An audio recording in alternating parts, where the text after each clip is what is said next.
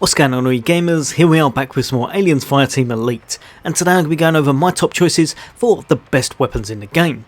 So if you want to know what weapons are really good to use and what are best in class, then stay tuned, that's coming up next.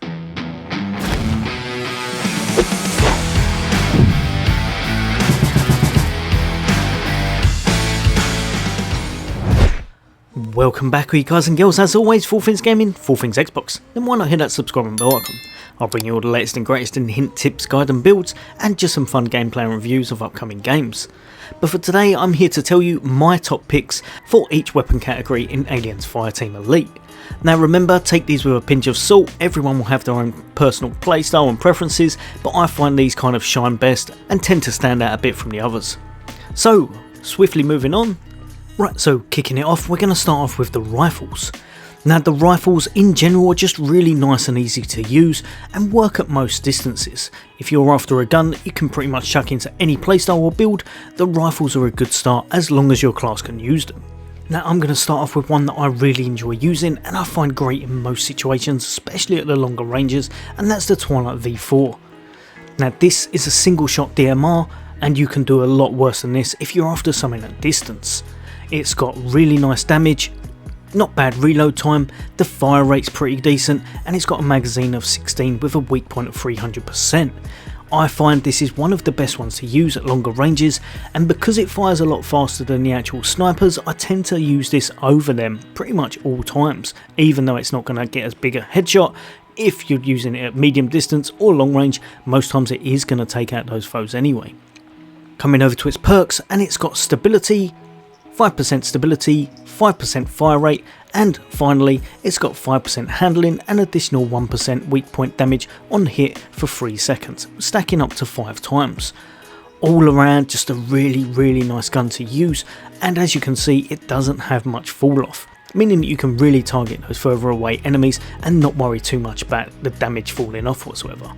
Next up, and I'm going to jump straight over to this one here. This one's a DMR again, but it's a really distinct one, and that's the AM16 Grupper. This one is just a really nice gun to use. When I first started using it, I didn't particularly like this gun, but as I've got a little bit more of the perks up, and as I've chucked on some attachments, I found that this one's really grown on me. Now this one is an automatic burst DMR, meaning that you're going to hold down the trigger and it's going to spray those bullets in bursts of 3, I believe it was. Really nice, does a fair chunk of damage, and also a really versatile one with, again, not much fall off, meaning you can hit them at all distances. Close, mid, long range, this is a great weapon to use and very versatile. The damage is 158, the fire rate is pretty high to be perfectly honest for a burst, 15.6, and has a nice weak point damage of 250. Just over here, and as you can see from the perks, you'll get a little bit more handling, and a little bit of stability. The last one gives you 5% stability and additional 0.5% damage on hit for 3 seconds, stacking up to 5 times. One thing I found with this weapon, if you can in your perks grid get any accuracy or stability or handling, it will help a little bit, as down here, even though they're very high, I found the bullet pattern did spray a little bit, so the closer you can get them together will definitely help you. But I really like this weapon. It's a very distinct one that there's not many around that do this kind of thing, and it's a really nice one to use in lots of playstyles. Next up, and we've got another one that's a fun gun to use, and that's the Kramer Assault Rifle. This just feels meaty. For an assault rifle, it's going to be doing big chunky damage, and although it's kind of harder hitting but not as fast firing, it still does the job and feels really good. If you're after a gun that feels meaty, this is the way to go. Also, the accuracy and stability aren't too bad in the slightest. The damage, as you can see, is 207, which is really nice. The fire rate is 6.7, not too bad, and the magazine is 40 with a weak point of 205. The main thing with this gun, it's a stumble gun. You don't really get many of those around, making this quite a niche gun, but making it a fun gun to use, and if you want enemies to fall over, this will definitely help your team out. Especially when you jump over to the perks, and on perk 1 you get 5% stumble chance, 2, 5% stumble chance. Just over here you're going to get weak point damage plus 5%, And finally, you're going to get 1% stumble chance and weak point damage on hit. This stacks up to 5 times and resets on reload. If you're after a gun that absolutely knocks the enemy to pieces and makes them fall over, this is definitely the one for you, and I would recommend you put it into your attachments as well somewhere, just to raise that chance a little bit higher even more. Now, the Kramer is one of the weapons that you can get from intense onwards difficulty, so if you are after some of these, make sure you put the settings up to intense and you've got a chance of netting them as a reward when you complete the missions. Now, my personal favourite, and I'm almost definitely going to get some flack for this in the comments, so let me know what you guys and girls think, but I have been using this an awful lot, and that's the M42A2 Scout Rifle. I found this was just a really good weapon to use. It felt good when I was using it. I got a lot of headshots. The damage is pretty darn high, to be perfectly honest, at 630. Fire rate is not too bad, although not as good as the Midnight, but it's also got a nice bit of weak point damage, and I found the magazine capacity to be ample as well. Just over here on the left, if we have a little look at the perks, you get a bit more stability, a little bit of effective range, and last but not least, we've got 3.34 weak point damage on hit for 3 seconds, stacking up to 5 times, meaning that you'll get just over 16% on your actual weak point damage, and it means you're going to hit ridiculously hard. I found that you're going to pretty much take out most of the smaller enemies with those headshots and weak point damages, and even if you want to take on some of the tougher elites or bosses, this does a fair chunk of change to them, especially again if someone's using overclock. Really nice to use at range. I found this a really fun one to use. I would probably say tap the trigger rather than keep pressing it really fast, because when I found myself pressing it really fast, it had a bit of bullet spread. Give it a little tap, then another tap, then another tap, and you're completely fine and it will hit its target. Moving across to CQW, or close quarter weapons, and I must admit I use these an awful lot. They're so fun. If you're after taking down those bigger baddies, these are the way forward. They definitely do a lot of damage, and they do exactly what they say on the tin. It's supposed to be taking on people that are at close range. So first up, and I'm going to kick it off with this one just over here, one you get really early, the M39 submachine gun. I found this to be the best machine gun, or submachine gun should I say. I really enjoyed using it. It's got a nice chunk of damage. The fire rate is not as fast as the next one over, the Flechette, but it is still ample, and it does a nice bit of weak point damage. Also, if we go over to the left here, the perks on it are 5% fire rate, 5% reload time, 5% fire rate again, and lastly we've got 2% weak point damage on hit for 3 seconds, stacking up to 5 times, giving it that 10% extra weak point damage. I found this a really nice, easy gun to use at close range, and it chunks down their health. You could very well do worse than this, even though on paper it probably doesn't sound the best because of the accuracy and stability. Most times, even if you're aiming at the body and then its recoil kind of takes it up to the head, you're going to do a fair chunk of change on them, and it's a nice gun to use all round at close range. Next up, and we're going to go over to the 99 Incinerator, or Type 99 Incinerator should I say, the Flamethrower. Now this is an absolutely incredible weapon to use. It does 1125, its fire rate is pretty decent, it's not the best but it's not bad. Weak point damage, don't worry about it in the slightest, there's none on it, but it just does a lot of damage, and a lot of damage over time. As you can see, the fall off damage is 100% from there, because it's going to be close.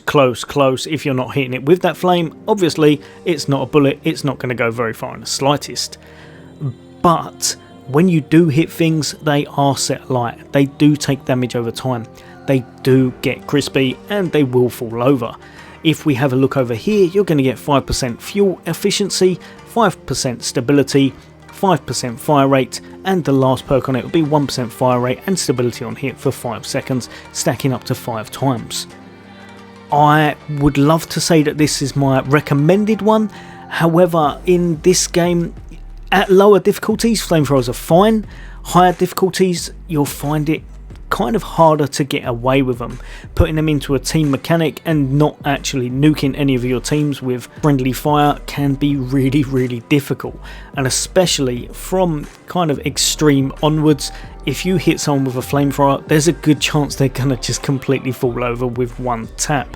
The damage is really that high and accidents can happen, so be very wary with these. And if you are in a team with this, just make sure that they don't mind you having a flamethrower. One other thing, flamethrowers do tend to make the screen very bright for yourself and for everyone else, so it can mean people can miss their crit shots. If they tone that down, if they probably tone down a little bit of the friendly fire damage, I would definitely recommend this as very possibly the best weapon to have. But at the moment, I just don't think you can get away with it at later levels. Early game, absolutely amazing. Now next up, and just ridiculously good if you are after a really rapid fire shotgun, and that's the Type 76 auto shotgun. This right here is the shotgun you want if you want to be dishing out a lot of damage, really close range, and you want a lot of bullets to be hitting one single target. Its fire rate is 3.1, its damage is 77, it has a little bit of stumble chance. You don't worry about any of that, you worry about aiming at your foe, holding down that trigger and just letting loose. This gun is a beast, it really is, and it's a lot of fun to use. Just over here you've got 5% reload time, 5% reload time, again a little bit more fire rate with 5%, and the last one will be 5% fire rate and an additional 1% fire rate on kill for 3 seconds, stacking up to 5 times. I would honestly say if you can, try and boost the damage a little bit, try and boost a little bit of the weak point damage, and again if you want to, a little bit more fire rate. This with overclock is an absolute sight to behold, and it really shreds enemies to pieces. This would be the one that I'd recommend most if it wasn't for the next gun that's coming up. And that is none other than this one just here, the M37A3 pump shotgun. Now to look at it, you would think that you would almost definitely not be picking this over some of the crazy newer versions like that auto shotgun from before, but this is my go-to choice and my best in slot that I find. It's just so good. You can hit things at range, you can hit things in the head, you don't have to worry about these stats, even though it says that accuracy is 50 and stability is 37. It's just if you keep pressing that button over and over again. So if someone's using overclock and you're really close range, you will have to hold down the analog a little bit to make sure you don't kind of point it up through the roof. But if you're just taking that one tap and trying to hit enemies at a little bit of mid-range to close range distance, you're pretty much going to hit everything you aim for. The damage is really nice at 182, the weak point damage is 150%, and just over here you get 5% reload time, 5% reload time, plus 1 bonus projectile, and the last one, enemies take an additional 0.36 damage on hit for 5 seconds. This effect stacks per projectile that hits and stacks up to 13 times. Now the only thing with this, I couldn't work out the +1 bonus projectile, so if anyone knows, just chuck it in the comments, because when I used this without any of these on, I had 13 pellets hitting whatever I was shooting at, and then when I got this I still had the 13 pellets, so I was a little bit confused about that, unless my game glitched out or I'm crazy. But if you know, let me know in the comments. But all in all, this is definitely my best pick for close quarter weapons, and I really find this best in slot, and easy to use, and just ridiculously good damage. Right, so bopping over to the handguns, and this one right here is nothing to laugh at. This is pretty much your first pistol you get, give or take, and it's just really good. It really is. If you've got a bit of accuracy about yourself, if you're really good at headshots, this may well be the best handgun you could pick. Its damage is so high, 540. Its weak point damage is good at 250, and it's just an absolute boomstick. Obviously it's classed as a magnum, so you know why it hits so hard. But with that as well, it's also got not too much fall off and a great distance on it. You get 5% accuracy, 5% effective range, and its last perk on it is 5% range and 2.5 damage for 5 seconds on reload, giving it even more damage, which it probably doesn't need. If you're after just conserving your ammo a little bit and tapping those bullets every once in a while when you know you're going to get a headshot, this may well be the best for you, as it's going to do some crazy damage if you're good at getting headshots with pistols. Next up, and I'm going to be going over to the twin hammer. This one I would say is a little bit of a niche one and not to everyone's liking, but it can be really effective, especially once you get to know how the weapon works as such. When you shoot it, 2 bullets are going to burst out. They're not going to be in a perfect trajectory though, meaning they're not exactly in the same space. One is slightly above the other. Obviously you're not going to be getting a headshot both times with these, but it does mean you're going to be getting a bit of damage at all times, and it's very hard to miss with this weapon. The damage is pretty significant at 360, the fire rate is 2.6, and as you can see just down here, it's got pretty good overall stats. Also, with its perks, you get 5% accuracy, 5% fire rate, 5% fire rate, and lastly 5% aim assist and accuracy on hit for 3 seconds. This effect does not stack. I would say this is one of the easier pistols to use, and if you're not very good with aiming or you just want to try a fun gun, this could be really nice and effective. A lot of times you'll find yourself getting a headshot and getting a body shot just because of those 2 bullets at once, meaning even if you're not the best with aiming or you're just rapid firing, a lot of times you're going to hit your target and they're going to fall over because you're still doing a big chunk of damage even if you're not able to hit those weak points. Now, my personal pick, and probably completely different to everyone else again, but I absolutely love this weapon, the Type 95 combat pistol. This one right here has nice accuracy, pretty darn good stability, its damage is nice at 315, it's got a really nice fire rate, magazine capacity is 18 and weak point of 250. I found overall for all round stats, this is just a great one to use, and it's really easy to rapid fire this and get those headshots continuously. The stability on it is 5% stability for perk 2, there's fire rate plus 5% for perk 3, and at 4 there's plus 1% fire rate and stability on shot, stacks up to 5 times and resets on reload. If you're after a gun that you can just tap that trigger over and over and just get a lot of damage, this is definitely the one for you. It's also, when you've chucked on these up here, all of the attachments, I found very stable and pretty much hits what you aim for. Really nice, and my overall pick for the first one that I would use for the pistol selection. If you're after a slower firing one, it would probably be the Magnum. I prefer this one overall.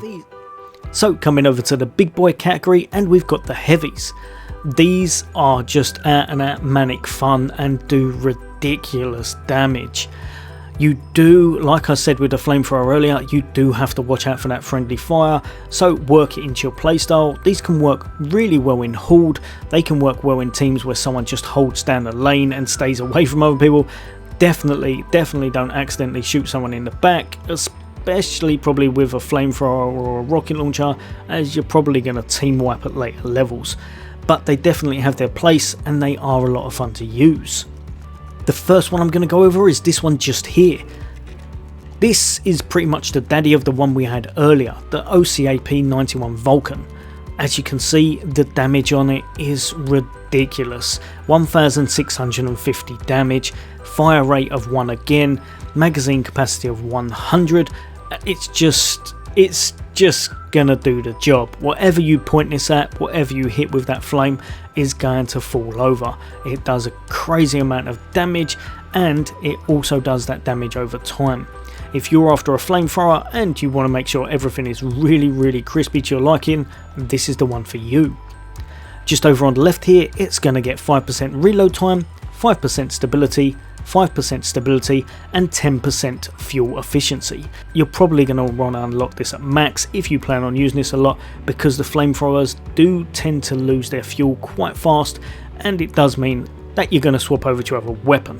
So fuel efficiency is always great on these, and this is definitely no different. A really fun gun to use, and like I said, anything you want taken care of, this will do the job. Next up, and I'm going to go just over here, the M12 RPG launcher. Now this again is one of those ones that you don't want to hit your friends with. If you're hitting your team with one of these in the back, then especially late game on the extremes or insanes or even intense, expect to be kicked from the lobby and expect to get some messages. But this is still a really fun gun to use. Its main thing about it, as you can see, is its damage.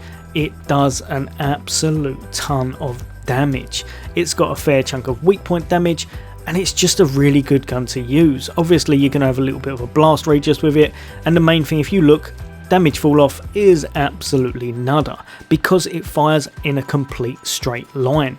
You're doing a single shot rocket, it's going to go exactly where you aim for it. The only thing you got to make sure is that something isn't going to move out of the way. But a lot of times whatever you hit with this will just completely fall over, and for clearing ads there's not much better than this at a bit of range.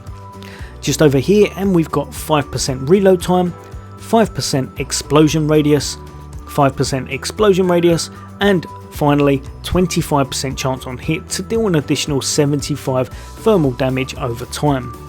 Honestly, the last one is just crazy good, but probably a little bit of overkill because most times they're probably going to fall over anyway. But if they haven't, they're going to get a little bit more extra damage, meaning you've got a bit more damage over time.